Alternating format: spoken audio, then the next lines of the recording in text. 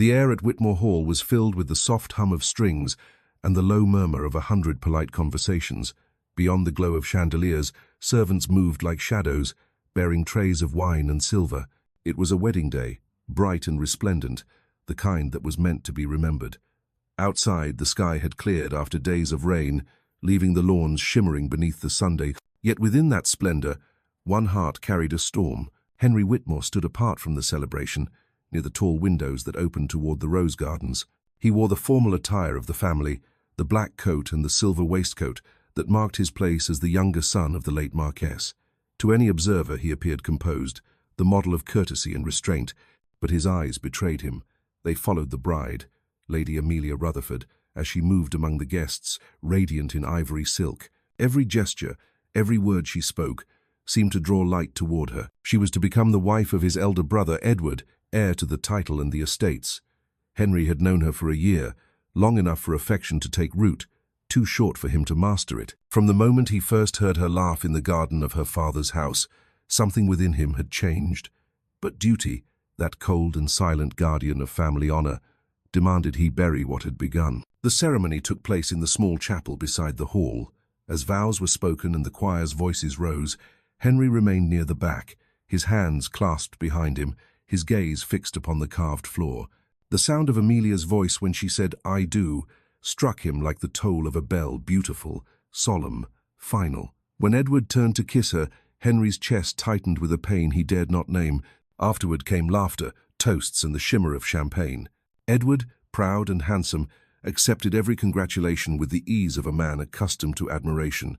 Amelia smiled beside him, her grace unforced, her kindness genuine. Henry avoided her eyes, though once she turned toward him, as if to speak. He bowed slightly, a gesture too formal for the warmth she offered, and excused himself before the words could form. Outside, the gardens were quiet. The roses were in late bloom, their scent heavy in the summer air. Henry walked among them until the noise of the house faded behind him. He thought of the path his life would now take: a younger son with no title to inherit, no fortune beyond his commission, no claim upon the heart he most desired. He had accepted a post abroad months before, knowing this day would come. It was easier to endure absence than proximity. As dusk approached, the first carriage wheels began to roll. Lanterns glowed across the lawns, guests called farewells, and the newly married couple prepared to depart for London. Henry remained near the steps, his face unreadable. Edward embraced him briefly, the careless affection of one secure in all things. Amelia hesitated. "Will you not come to London soon?" she asked softly. "Perhaps in another season," he said. Her smile faltered, but she nodded. "Then God keep you, Lord Henry." He bowed. "And you, Lady Whitmore?" Quote. She entered the carriage, and the door closed with a sound that felt to him like finality. As the horses moved forward, Henry stood motionless until the wheels were lost beyond the trees. When the last guests had gone, he returned to the silent house. The echoes of music lingered faintly, ghosts of joy that did not belong to him. In his study, he poured a glass of brandy and stared at the fire until it blurred before his eyes.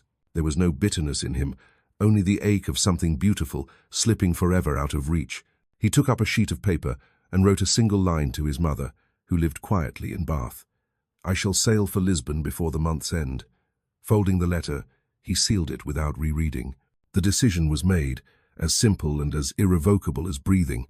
At dawn, he watched from his window as the carriage bearing his luggage rolled toward the gates. The estate lay calm beneath the pale light, dew shimmering on the fields. Somewhere beyond the horizon, a new life awaited him: duty, work, and the hope that distance might dull what love had sharpened too deeply. He did not look back. Yet in the stillness that followed his departure, a single rose petal, carried by the wind, brushed against the window pane before falling soundlessly to the ground. If you have ever loved in silence, if you have ever watched happiness pass by and told yourself it was enough simply to see it bloom for another, perhaps you understand him. This is his beginning. Stay with me through this story, and if the sorrow moves you, share your thoughts below and let others find it too. The next chapter will come, and with it, the return of a man who once fled love to preserve it. The sea had carried him far, and the years had passed with a silence that felt almost merciful. In the distant lands where Henry Whitmore served his commission, he learned the discipline of forgetting. There were mornings when he could almost believe he had succeeded, Yet memory is a stubborn thing. It hides in the quiet, waiting for the heart to falter. When the letter came, the old ache returned with cruel precision. It arrived on an autumn morning, the envelope marked with his family's seal. He hesitated before breaking it, as if the wax itself might protect him from what lay inside. The words were few but heavy. His brother, Lord Edward Whitmore, had been killed in a riding accident near the edge of the estate. The message ended with a request he was needed at home. That night, Henry stood on the deck of the ship, bound for England, the wind cutting sharp across his face. The sea glimmered dark beneath the moon, vast and indifferent. He told himself he was returning out of duty, not grief, but the lie tasted bitter. There had been love between brothers once, before jealousy made it fragile, and there was another reason, one he refused to name aloud. When he reached Whitmore Hall, the house was draped in mourning.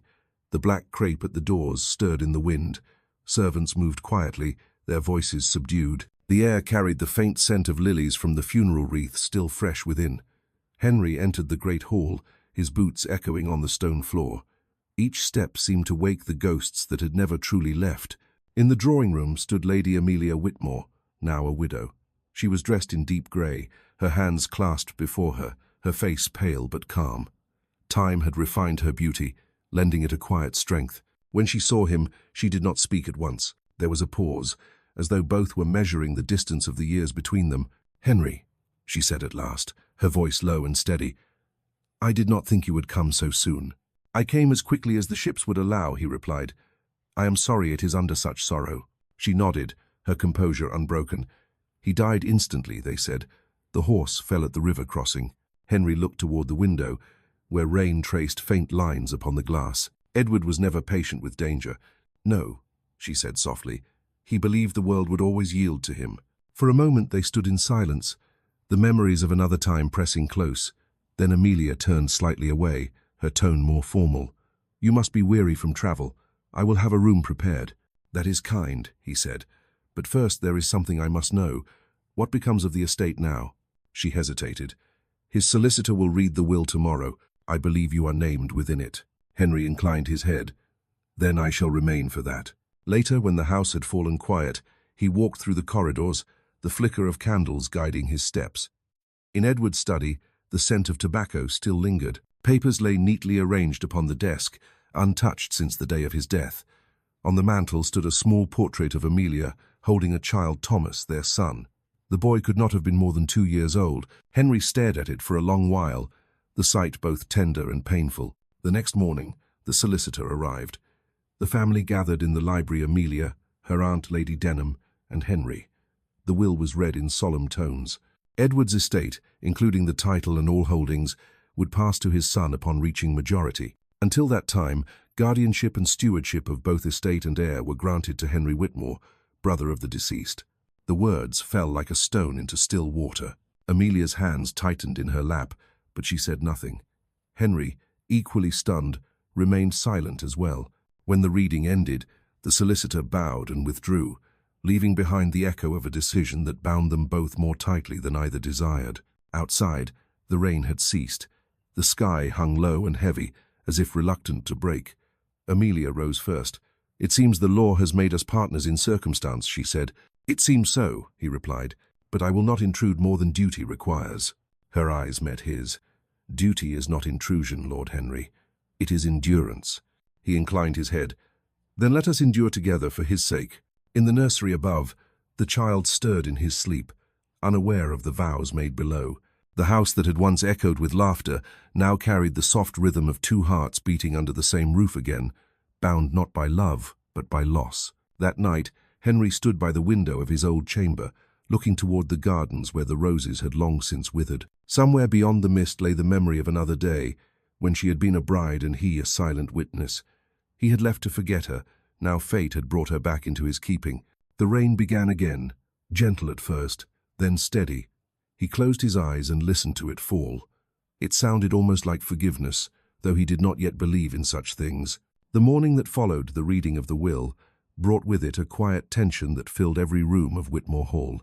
The servants moved softly, careful not to break the delicate peace that hovered between their mistress and the new guardian of the estate. Outside, a pale mist clung to the fields, and the sun, struggling to rise, painted everything in shades of silver. Henry stood in the library, examining the ledgers that had been left untouched for months. The figures blurred before his eyes, not from weariness but from the sense of intrusion he could not shake. It felt unnatural to walk once more through the halls of his brother's house, now his by obligation rather than desire. He could almost hear Edward's laughter echoing in the distance, careless and confident, as it had been before everything changed. Amelia entered quietly, a folded letter in her hand. Her dress was black, trimmed simply, and her face pale against the dark fabric. The child, Thomas, was not with her. She had left him in the care of his nurse. She stopped a few steps away, her tone polite but distant. "The steward is waiting for your direction," she said. "The tenants are uncertain what will follow after my husband's passing." Henry set the papers aside. "I will meet them this afternoon. They need assurance that their work continues, that the estate remains secure." "That is wise," she replied. They trusted Edward deeply. "Oh, scream." Her words carried no bitterness, yet something beneath them trembled. Henry felt it, but did not speak of it. "I hope in time they might trust me as well," he said. "They will," she answered. "You have always been fair." The silence that followed was neither awkward nor comfortable, merely inevitable. Amelia's gaze moved toward the window where rain began to fall again, thin and steady. "He loved to ride in any weather," she said softly. The worse the storm, the more certain he was to go out. Henry's throat tightened. "I remember." She turned to him then, her expression unreadable. "Do you blame him for what happened?" "No," he said after a moment. "I blame only the recklessness that was in his nature. It was both his gift and his curse." Her eyes softened, though her voice remained composed.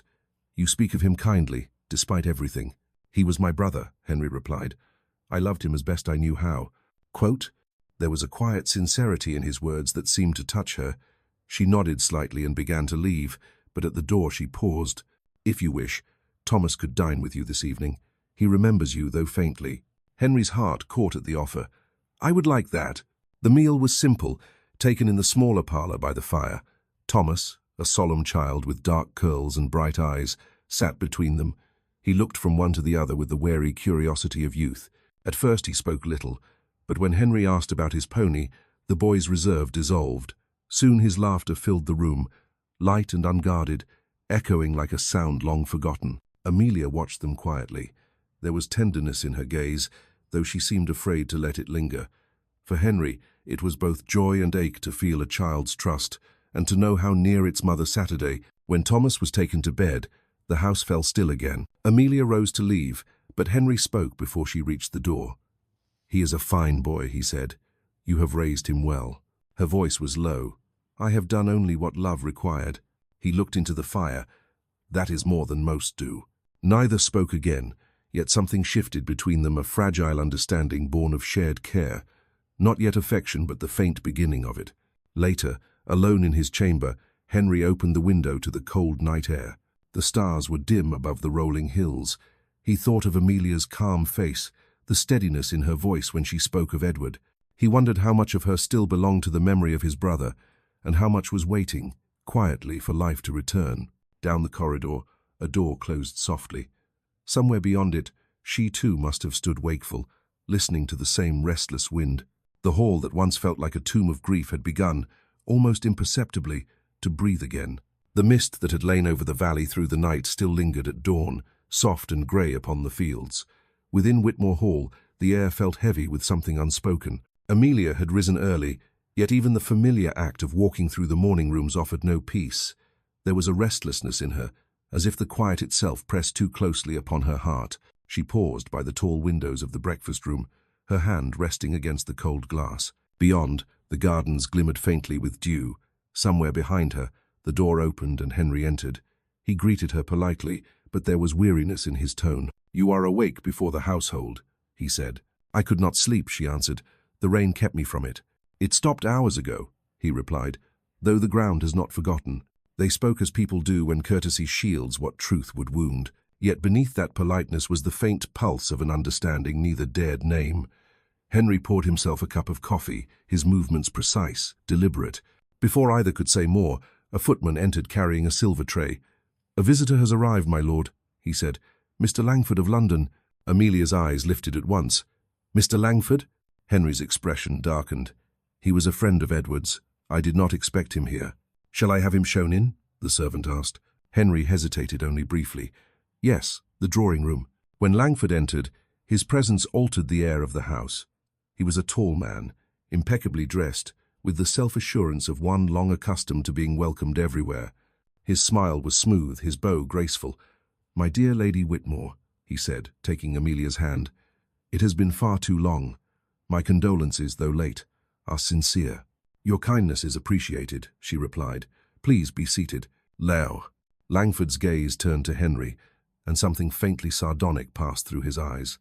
"Lord Henry, I had not realized you had returned. Fate has a curious way of restoring balance, does it not?" "I am here as guardian and steward," Henry said evenly. "Nothing more." "Ah," Langford murmured. "Duty, then. The Whitmores have ever been devoted to it." They spoke of trivialities for a time, the estate, the weather, the unrest in London, but beneath Langford's words lingered a subtle edge. His questions circled politely, yet each seemed designed to provoke. Finally he said, "I was surprised to hear that Edward's accident was so swiftly settled. A man of his skill rarely loses command of his horse without reason." Amelia looked up sharply. "What do you mean?" "Only that there are whispers," Langford replied, his tone light, almost careless. "Some say he had been drinking heavily. Others hint that he rode to meet someone that morning. No one seems quite certain whom." Henry's jaw tightened. "You bring gossip to a house in mourning, sir. That is ill done." "Forgive me," Langford said with a small bow. "Old friends speak too freely. I meant no harm." Amelia's gaze had fixed on Henry. "You were here that day, were you not?" "I was," he said quietly. "Then you must know the truth." "The truth," Henry answered, "is that my brother died by misfortune. Nothing more." Langford smiled faintly. "How loyal. I shall leave you to your grief then." "Claude." When he had gone, silence filled the room like smoke. Amelia stood motionless, her hands clasped tightly before her. "He spoke as though there were more to the story," she said. "There is not," Henry replied. "You are certain?" "Yes." Yet his voice lacked conviction, and she heard it. "If there is something you conceal from me, I must know," she said, her tone low but firm. "I have lived in shadows long enough." "There are truths that bring no peace," he said. "Let the past remain where it lies." She turned toward him, her face pale with restrained emotion. "You speak as though you have chosen which truths I may bear." He did not answer. The silence between them deepened, heavy as the clouds that gathered once more above the estate. That evening, after she had withdrawn to her chambers, Henry remained alone by the fire. Langford's visit had reopened wounds he had thought time might seal. He had been there that morning. He had seen Edward fall, heard the crack of the branch that threw horse and rider into the river. He had shouted, but too late. The memory haunted him still. What tormented him most was not the image of his brother's death, but the last words Edward had spoken before mounting that horse. "You think her too good for me, do you not?" And Henry, in a moment of anger he had never confessed, had said nothing to deny it. Now, as the flames burned low, he wondered if silence had been his own small crime. Upstairs, Amelia lay awake, her mind circling Langford's insinuations and Henry's guarded replies. The man who had once seemed a figure of quiet integrity now stood before her veiled in secrets. She told herself she would not judge without proof. Yet doubt, once planted, grows swiftly in the soil of sorrow. Outside, the wind rose, carrying the first drops of rain against the windows. Within, the two souls under the same roof drifted further apart, though neither wished it so. The morning after the storm dawned dim and heavy. Clouds hung low above the fields, and the smell of wet earth drifted through the open windows of Whitmore Hall. The house was unusually silent. Amelia moved through the corridors with a sense of unease she could not name. The encounter with Mr. Langford still lingered in her mind. His words, like a splinter, had lodged beneath her calm. As she entered the breakfast room, the housekeeper approached, her manner hesitant. "Your ladyship," she said softly, "there is a man below stairs who asks to see you. He says he once served under the late Lord Whitmore." "His name?" Amelia asked. "Matthew Crane, my lady. He was a stable hand here years ago." Amelia hesitated, then nodded. "Send him in." The man who entered bore the roughness of one who had known labor and loss in equal measure. His hat was in his hands, his clothes damp from the rain. He bowed awkwardly. "I beg pardon for troubling you, my lady," he began, "but there's something I have kept too long. I should have given it sooner." He drew from his coat a folded paper, the edges frayed with time. "It was found in the stable the day his lordship met with his accident. I thought it meant nothing then, but after the talk in the village I feared it might. Amelia took the paper with a trembling hand. You are certain it was his? His own hand, my lady. I would swear to it. When he was gone, she stood for a long while staring at the sealed page. At last she broke it open. The handwriting was indeed Edward's, bold and uneven. The letter began mid-sentence as though part of it were missing. There are matters I must confess before the river washes them away. I have wronged more than one, and should the worst befall me, she must know that my silence was not ignorance but cowardice. The rest was smudged beyond reading, the ink blurred as if by water. Amelia's heart pounded. She read it again and again, searching for meaning between the ruined lines. What had he meant to confess? And to whom was it written, herself or another? She folded the paper carefully and locked it in a small box upon her writing desk.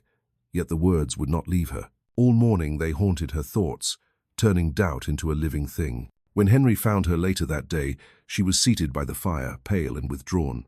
You look unwell, he said. Has something happened? She looked up sharply. Did you know my husband left a letter? His brow furrowed. A letter? Yes. It was found in the stables. He wrote it before he died. May I see it? I think not, she said quietly. Then you do not trust me. Her voice trembled. I wish to trust you. But every answer you give births another question. Tell me, Henry, what truly happened that morning. I have told you all there is to tell. No, she said, rising. You have told me what spares you pain. I feel there is more. He turned away from her, his hands clenched at his sides. You would not believe me if I spoke it. Then at least let me judge for myself. Her plea hung between them. For a moment he seemed about to speak, but then his gaze shifted toward the rain streaking the windows, and whatever words had gathered on his tongue dissolved. It is better left unsaid, he murmured. Better for whom? She asked, her tone trembling between sorrow and anger. For me or for you? He did not answer. The fire crackled softly, throwing unsteady light across his face.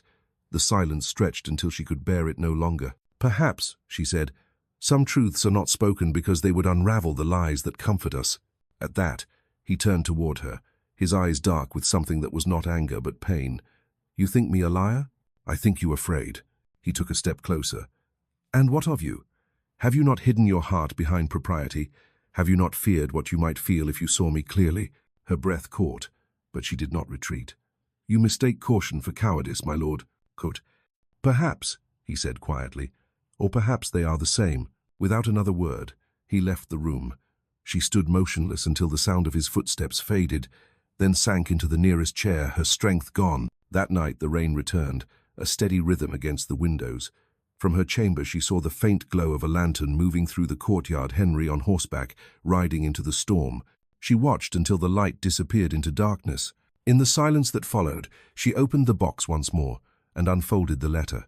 The blurred words seemed to mock her, their meaning forever beyond reach. Yet one line stood out, sharp and unbroken. She must know that my silence was not ignorance but cowardice. Amelia pressed the paper to her chest and whispered into the empty room, Whose cowardice, Edward? Yours or mine for believing you? The wind answered with a low cry across the fields, and the candle beside her flickered before it died. The churchyard lay quiet beneath a grey sky. A thin veil of mist clung to the ground, curling around the worn stones like breath from the earth. The scent of damp soil hung heavy in the air, mingling with the sweetness of the last autumn roses that grew near the wall. Amelia walked slowly along the path, her black cloak drawn close against the chill. She had come seeking silence, but even silence can betray its own secrets. The grave of Edward Whitmore stood beneath an old yew tree. The grass there was newly trimmed, the stone unweathered. She knelt and brushed a fallen leaf from the carved name. For a long time she said nothing. The ache that had followed her for months had not dulled with mourning. It had merely changed shape. When she finally spoke, her voice was barely above a whisper.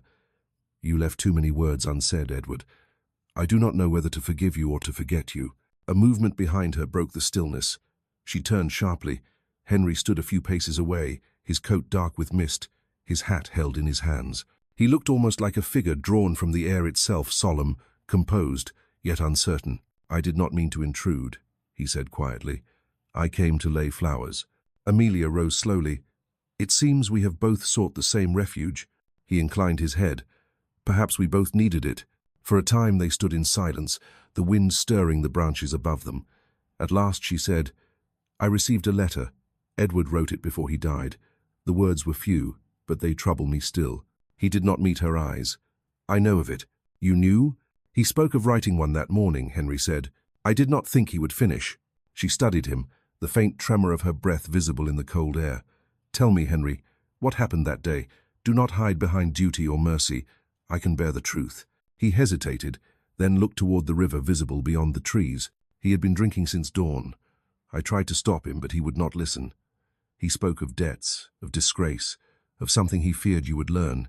He was not himself. When he mounted his horse, I followed, hoping to keep him in sight. At the river crossing, the horse stumbled. He fell. I reached him too late. Amelia's eyes filled with tears. Why did you never tell me? Because I thought it would bring no peace, he said. You had lost your husband. I would not burden you with the knowledge that he had destroyed himself. Her voice shook. And yet, you carried it alone. It was easier to bear my silence than to see you look upon me with pity. Quote. She turned away, pressing her gloved hand to her mouth.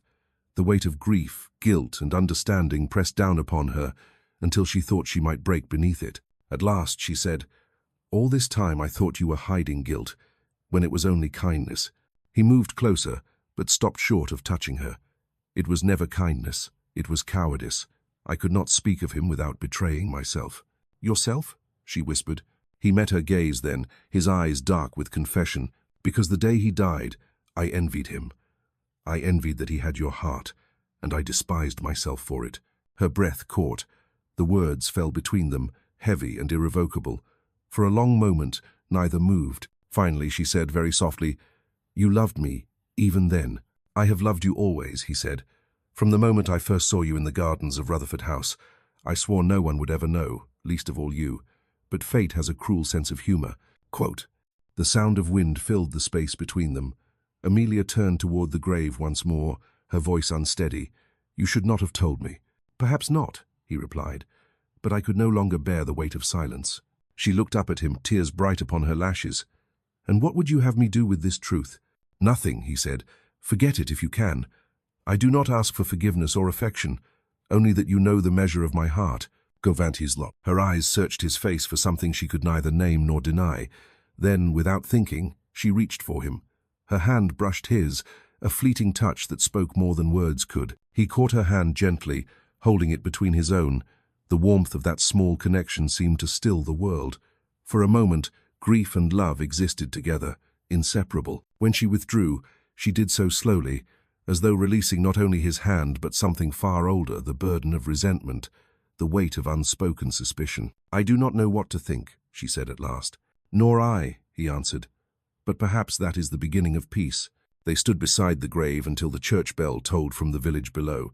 Then Henry placed the flowers. He had brought a simple bundle of white lilies upon the stone. He bowed his head once, then turned to leave. Amelia watched him go, her heart torn between understanding and fear. As his figure vanished into the mist, she whispered, You have given me truth, Henry Whitmore. I only pray it will not destroy us both. The wind carried her words away, and the first drops of rain began to fall once more upon the quiet earth. The days that followed brought neither calm nor forgetfulness. The rain gave way to a pale sunlight that revealed more than it warmed, and the people of the county, deprived of sorrow's novelty, turned their attention to whispers. It began quietly, as all such things do, with a passing remark from one servant to another, a glance exchanged between acquaintances in the village, a letter written under the guise of concern. Before a fortnight had passed, the rumour had taken form. The Marquess Henry Whitmore was far too often in the company of his brother's widow. Amelia heard it first from her aunt, Lady Denham, who entered the morning room with the solemn triumph of one who delivers unpleasant truths as a kind of duty. My dear, she began, you must take care. People are cruel, and the world delights in scandal. They say Lord Henry visits you at every hour, that he walks with you in the gardens, that he dines beside you when propriety would suggest otherwise. Amelia set down her embroidery. He lives under the same roof. What would they have us do, ignore each other entirely? Perhaps, her aunt replied. Grief must be worn like armor. Even affection can look like folly in the wrong light. Let them talk, Amelia said, though her hands trembled slightly. Truth will outlive their chatter. Oh, Lady Denham sighed. Truth rarely travels half as swiftly as gossip. That afternoon, Henry returned from the fields, unaware of how far the rumors had spread. When Amelia told him, He received the news with a composure that was too even to be genuine. "It was to be expected," he said. "The world despises what it cannot comprehend." "And what are we then?" she asked quietly. "Something to be despised. Something to be feared, perhaps," he replied, "because we refuse to play the parts they assign us." Her eyes met his, steady and searching. "They say appearances are everything. Then let us control the appearance," he said. "We shall attend Lady Halston's ball this week, together. Let them see what they wish to see, but on our terms." Amelia hesitated. "To appear in public so soon, will it not seem heartless?" "Not heartless," Henry said. "Honest. We cannot hide forever." The night of the ball arrived beneath a clear, cold sky. Whitmore Hall's carriage drew up before the grand entrance of Halston Manor, where rows of carriages glittered in the lamplight. Inside, music drifted through the vast ballroom, and the air shimmered with perfume and candle flame. When Henry and Amelia entered, conversation faltered for an instant. It was not their mourning clothes that drew attention, but the simple fact of their presence together. Henry's dark figure beside her pale grace created a picture both striking and unsettling. He escorted her with calm assurance, his hand steady at her elbow. Lady Halston greeted them with practiced warmth. "Lord Henry, Lady Whitmore, you honour us. How very good to see the family together once more." "Your kindness is appreciated," Henry said with an inclination of his head. "It has been too long since my brother's death confined us to silence." Lady Halston smiled with the faint cruelty of one who thrives on implication. "I had heard you and Lady Whitmore find much comfort in conversation." Henry met her gaze without flinching. "Comfort? Yes, it is rare enough to be valued." Amelia, standing beside him, felt a pulse of pride at his composure. Yet the weight of every watching eye pressed upon her shoulders. She could hear the rustle of fans, the whisper of names exchanged behind gloved hands. When the first strains of a waltz began, Henry turned to her. "Dance with me," he said. She hesitated. "They will talk." "They already do." He extended his hand, and she placed hers within it. The music swelled, and they moved together into the center of the room. His hand at her waist was steady, his steps precise. They moved as though the years between them had been nothing but a pause in a single melody. Around them couples watched, their smiles too polite to disguise their curiosity. "Do you regret this?" he asked quietly as they turned. "No," she said, "only that it matters to anyone but us." "Then let it matter no longer," he replied. The words hung between them, almost a vow. For the span of a few minutes, all else fell away. The chandeliers above glowed like captured stars. Her gown brushed against the polished floor, and in his eyes she saw not pity or duty, but something far deeper. When the music ended, he bowed, and she curtsied, both with perfect decorum. Yet every soul present had seen enough to draw its own conclusion. Later, as they stood at the edge of the room, Amelia caught sight of Lady Langford observing them with a thin smile. That look carried warning and promise both. The evening had achieved its purpose, but at a cost yet unseen. As the carriage rolled home through the dark countryside, neither spoke for a long while. At last Amelia said, "You should not have asked me to dance." He looked at her, his expression unreadable. "Then why did you say yes?" She turned her gaze toward the window. "Because I wanted to." Outside, the moon hung low over the hills, casting a faint silver path across the fields.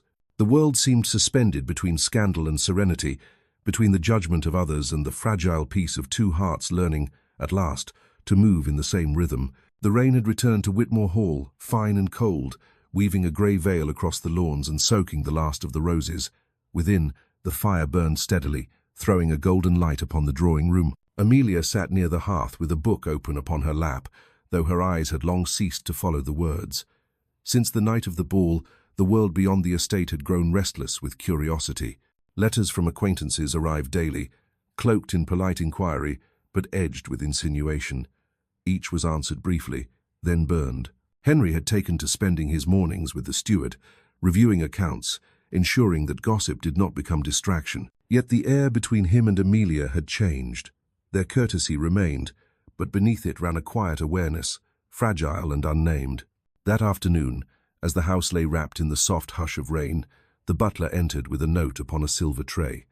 "A visitor, my lady," he said. "Lady Alara Langford requests an audience." Amelia's head lifted sharply. The name carried both curiosity and unease. "Is she alone?" "She is, my lady. Her carriage waits outside." Amelia hesitated only a moment. "Show her in." When Alara entered, the room seemed to tilt slightly toward her presence. She was dressed in grey silk, her beauty polished to a sheen that bordered on cruelty.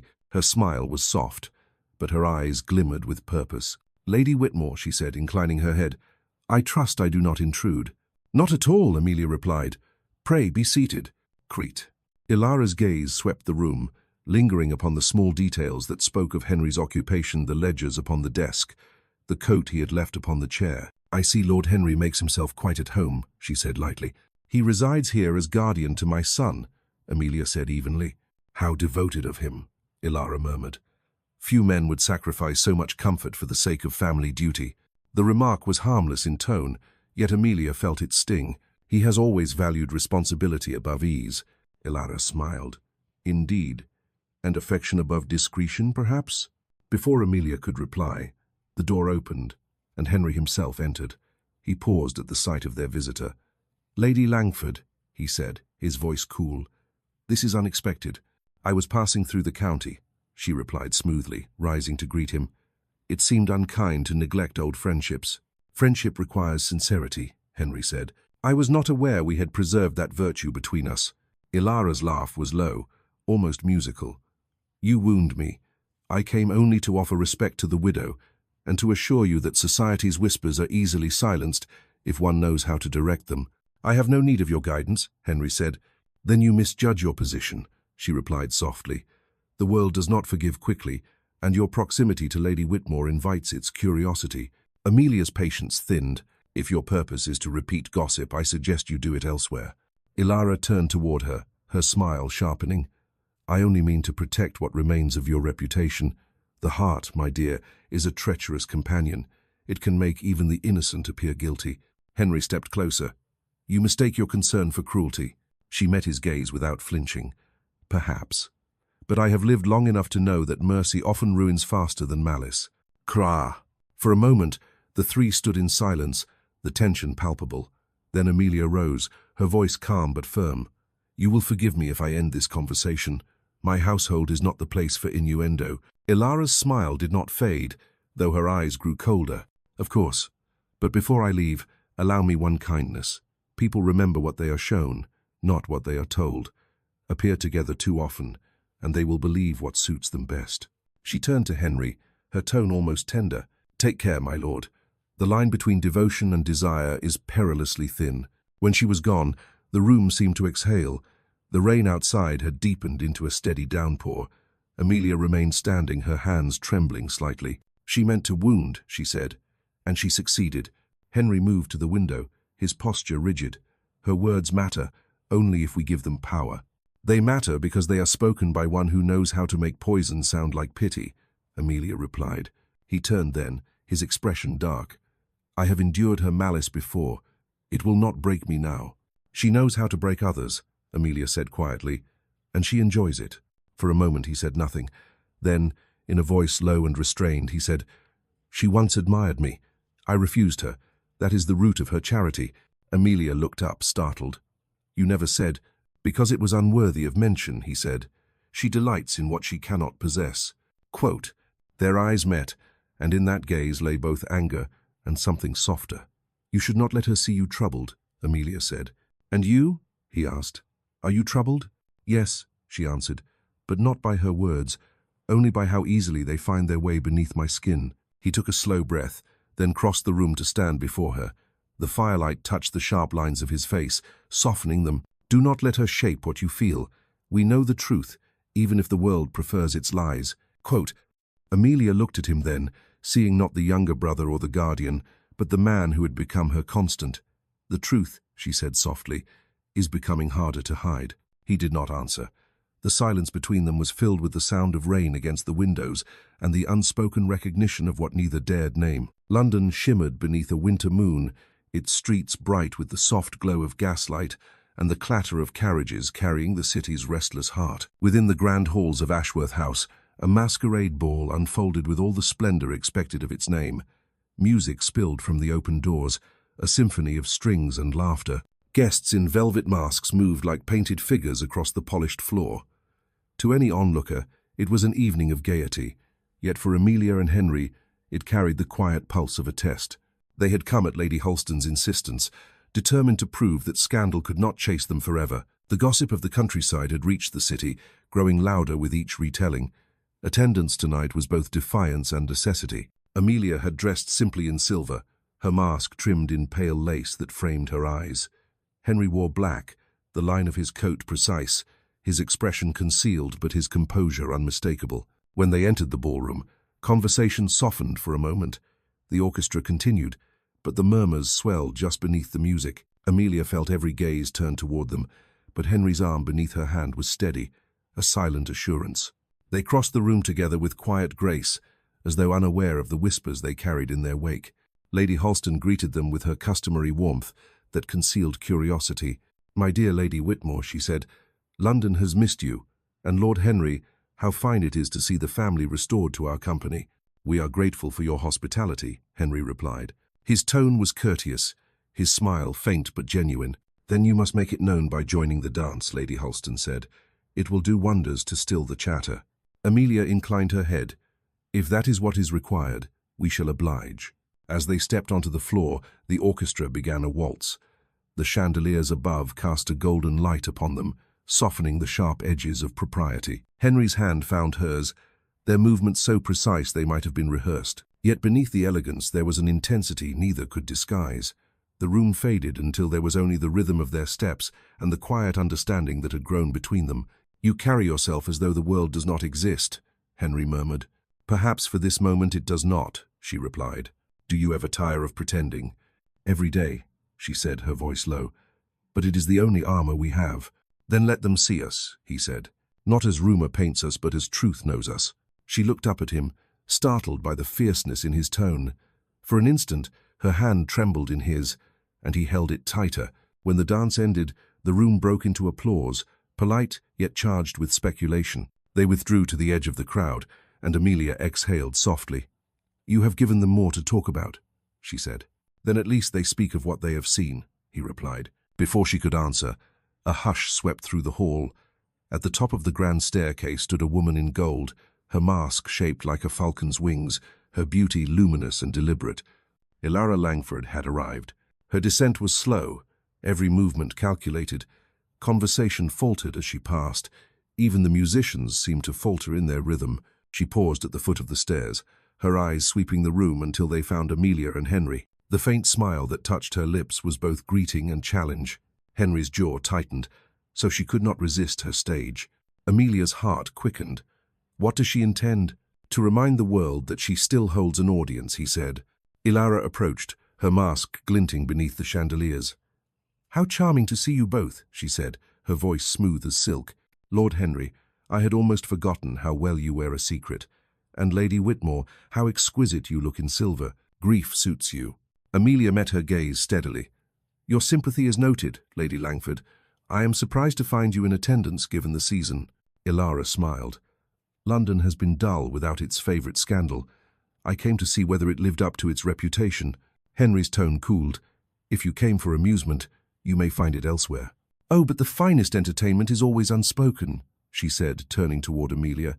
"Do you not agree, my lady? A glance, a whisper, a dance too long held such simple things, yet the world makes stories of them." Amelia's hands tightened upon her fan. "Some stories reveal more of the teller than their subject." "Perhaps," Ilara said, "but every tale has an ending. I do hope yours will not disappoint." Henry stepped forward, his voice measured. "Enough, Lady Langford. You have made your point." She inclined her head, unbothered. "You mistake my meaning, my lord. I simply wish to warn you there are those who look kindly upon your devotion, and others who will not. Choose your allies carefully. Even affection can ruin when flaunted." With that, she drifted away into the crowd, her laughter trailing behind her like perfume. Amelia watched her go, her heart pounding. "She will not stop," she whispered. "No," Henry said. "She feeds upon destruction. But she has forgotten that some fires burn back toward their maker." Claude.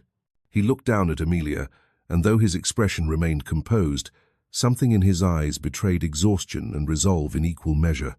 "I am done with shadows," he said. "If she brings war, then let her find us unafraid." "War destroys more than pride," Amelia said softly. "Be careful what you invite." His gaze softened. "Not war, then. Only truth." As the night wore on, music resumed, Laughter returned, and the masquerade continued as though nothing had occurred. Yet within that glittering illusion, a line had been drawn. The battle that Ilara had long threatened was no longer a matter of whispers. It had begun in earnest, beneath chandeliers and masks, in the quiet defiance of two hearts unwilling to yield. The morning after the masquerade was pale and brittle, as if the world itself recoiled from what it had witnessed the night before. At Whitmore Hall, the servants spoke in hushed tones, carrying news brought by postriders from London. The gossip had spread with startling speed, twisting itself into 1,000 cruel shapes. By midday, the story had taken firm root. The late marriage of Lord Edward Whitmore had never been consummated, and his widow, long consoled by his brother, now sought to disguise sin as grief. Amelia received the first letter at breakfast. Its handwriting was unfamiliar, its tone venom cloaked in courtesy. She read the opening lines, then folded it neatly and placed it in the fire. The paper curled and blackened, the ink dissolving into smoke. "They call me shameless," she said quietly, almost to herself. "How easily the world forgets it once pitied me." Henry, seated opposite, looked up from his own letters. "You must not read them." "I have read worse," she replied. "But their cruelty is clever this time. They do not condemn me alone, they condemn you." He leaned back in his chair, his face drawn but calm. "If they mean to wound me, they will find my conscience better armored than their tongues." "Armor cracks," she said, "and once cracked it never fits the same." He rose, crossing to the window, the morning light caught in his hair, glinting faintly like frost. "I will not allow her to destroy what remains of our name. Price has gathered enough to end her games. Letters, receipts, even the chemist's account. When the moment comes, I shall take it to the magistrate." "Alco!" Amelia looked at him, the colour draining from her cheeks. "If you expose her, she will drag us both into the gutter with her. She will name you in every paper in London." "So be it," he said.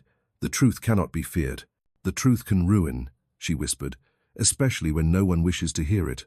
Their eyes met, and for a long moment neither spoke. Then he said more softly, "She has already ruined too much. I will not let her make you suffer more." "Calm?" That evening the rain began again, steady and cold. Amelia stood by the hearth while Henry paced before the fire. The silence between them trembled like a thread about to break. "What if she speaks first?" Amelia said. "What if her lies reach the court before your proof does?" "Then I will stand before them and say nothing," he replied. "There is no honor in arguing with mud. You would let them believe the worst? I would rather they destroy my name than yours." Quote. She turned toward him, startled. "Do not speak so. It is no noble gesture," he said quietly. "Only the simplest truth. I would give what little remains of my reputation, if it might protect you." Her throat tightened. "And what of me? Do you think I wish to be shielded at your expense?" "You deserve peace," he said, "and I have already forfeited mine." For a long time the fire crackled between them, the sound filling what words could not. Then Amelia stepped forward. "You speak of sacrifice as though it costs nothing, but I have watched you bear too much already. You cannot fight the world alone." He looked at her, his expression unguarded for once. "I have fought worse battles in silence." "You cannot fight love that way," she said softly. The words seemed to startle them both. She had not meant to speak them aloud, yet once uttered, they hung between them, undeniable. Henry crossed the space between them slowly, as if fearing the air itself might shatter. "Amelia," he said, her name a confession and a plea. "If I have one sin left, it is loving you still." She closed her eyes. "Do not say it." "I must," he said, "because if the world condemns us, let it at least condemn truth, not rumor. I have loved you since before duty made it impossible, and I will love you until duty has no meaning left." Her hand trembled at her side. "You do not know what you ask of me." "I ask nothing," he said, "only to speak what I have hidden too long." The firelight deepened, casting gold and shadow across his face. She met his gaze, and something within her broke the years of restraint, the cold armor of propriety, the long ache of loneliness. She took one step toward him, then another. When his hand found hers, it was not sudden but inevitable. He drew her closer, his voice scarcely a whisper. "You are free to turn away." "Crate, I am tired of turning away," she said. Their lips met, not in haste, but in recognition. The world outside ceased to exist, the rain, the rumors, the restless judgment of society. All that remained was the quiet certainty of what had always been. When they parted, her head rested against his shoulder, her breath unsteady. "What have we done?" she murmured. "Something honest," he said. "At last." They stood together until the fire burned low, the warmth fading into stillness. Beyond the windows, the storm swept through the fields, relentless and cleansing. For once, its fury seemed a kind of mercy. Morning crept softly into Whitmore Hall, carrying with it a pale light that seemed to hold its breath before entering. The storm had passed, leaving the world washed clean, though the air still carried the scent of rain. Amelia rose early. She had not slept.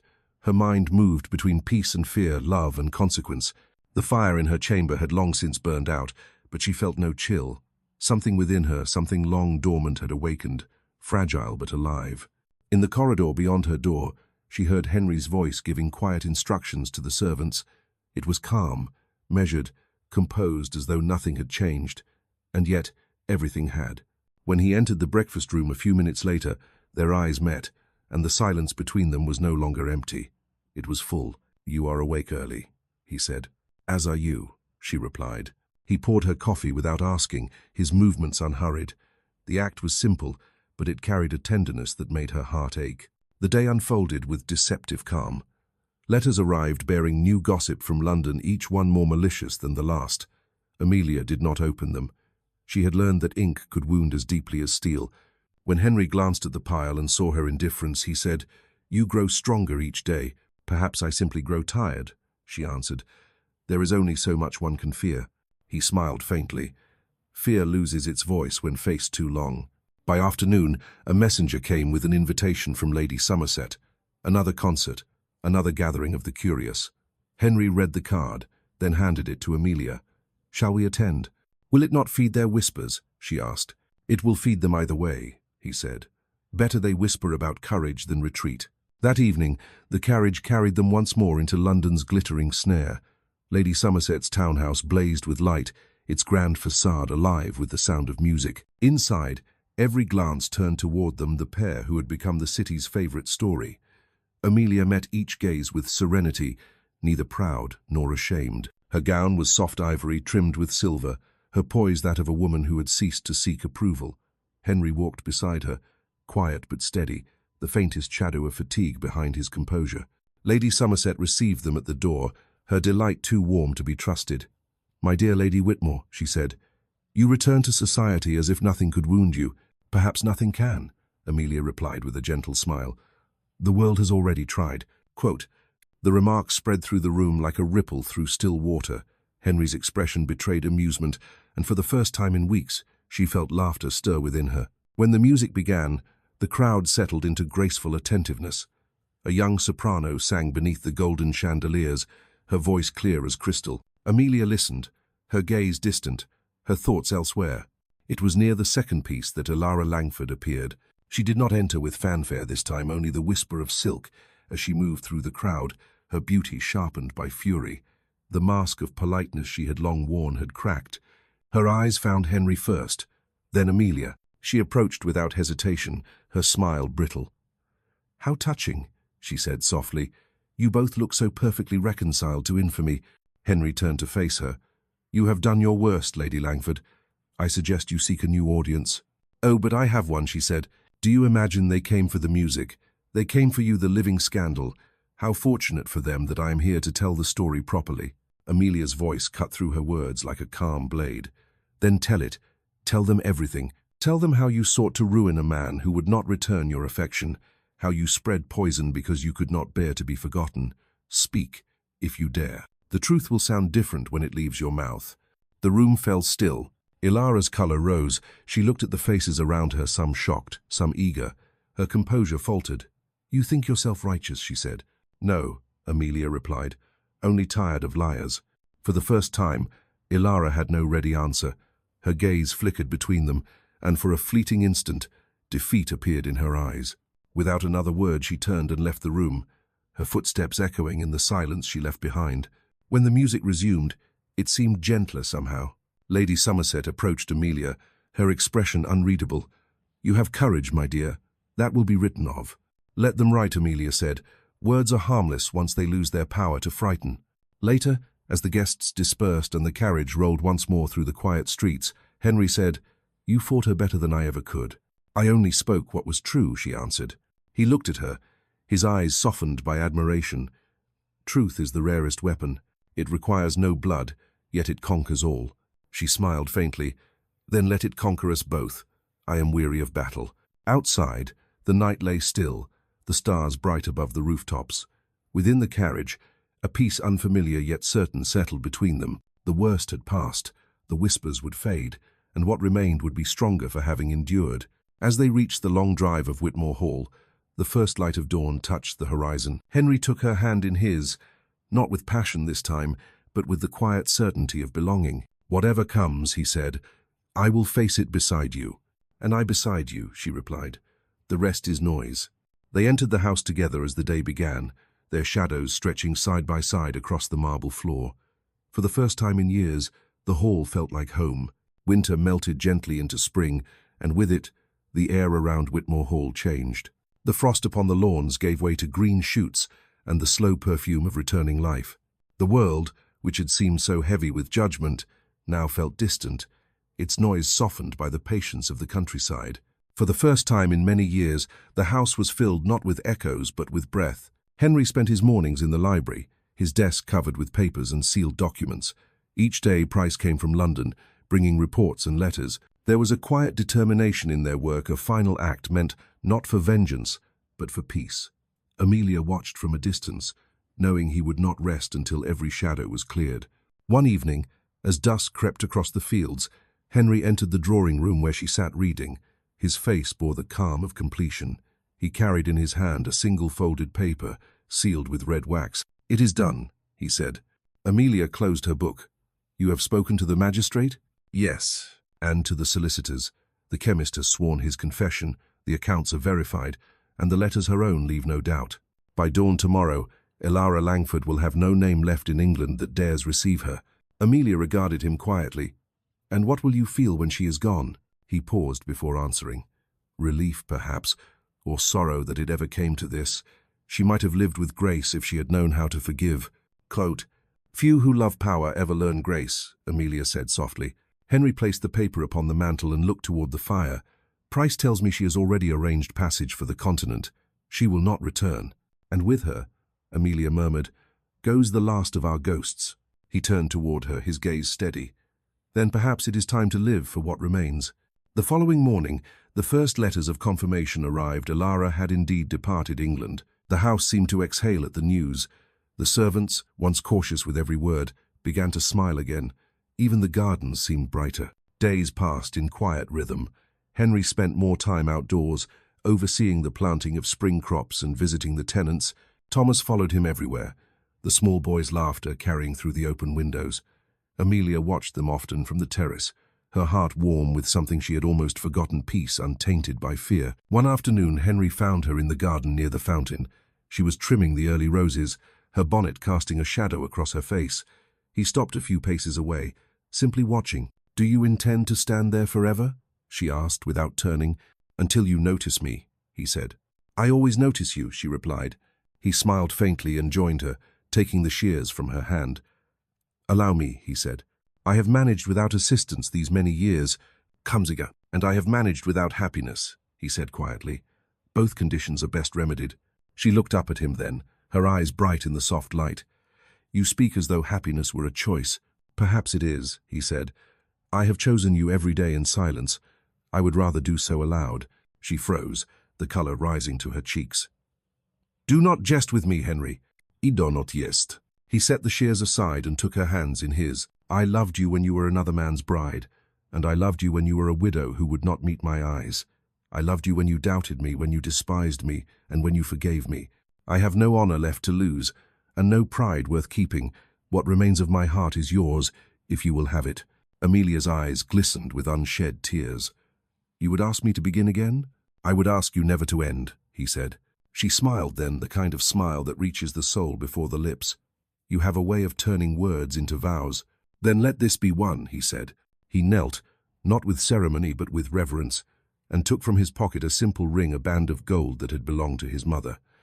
"I cannot offer a title you do not already bear," he said softly. "Only the truth you have long deserved." Her hand trembled as she extended it. "Then let truth bind us where silence once divided us." "Lest." When he placed the ring upon her finger, she leaned forward and whispered, "Yes." He rose, and she was in his arms before he could speak again. The kiss they shared was neither hurried nor stolen. It was quiet, certain, and filled with the peace of promises fulfilled. Weeks later, when spring was at its height, they were married in the chapel beside the estate. The service was small, attended only by family and a few trusted friends. There were no grand declarations, only the solemn joy of two souls who had endured enough to understand what vows truly meant. That evening, as twilight descended, Amelia sat at the pianoforte in the drawing room. Her gown shimmered faintly in the lamplight. Henry stood nearby, listening as her fingers moved across the keys. The melody she played was one of her own making, gentle, wistful, and full of life. He watched her, his expression softening with every note. "What shall we call it?" he asked when she paused. She looked up, smiling. "The Whitmore Spring." "A fitting name," he said, "for all that has bloomed from what was once barren." Outside, the last light of day touched the hills with gold. Within, the music filled the house, rising to the high ceilings, then fading into the warm silence that followed. Henry crossed the room and placed his hand upon her shoulder. "You have given me everything I did not know how to ask for. And you," she said, "have given me the courage to live again." They stood together in the quiet, the world beyond their walls no longer a threat but a promise. The house that had once held grief now held laughter. The hearts that had once spoken in whispers now rested in harmony. And when the music began again, it carried the sound of renewal, the soft, endless rhythm of two souls that had found their way home.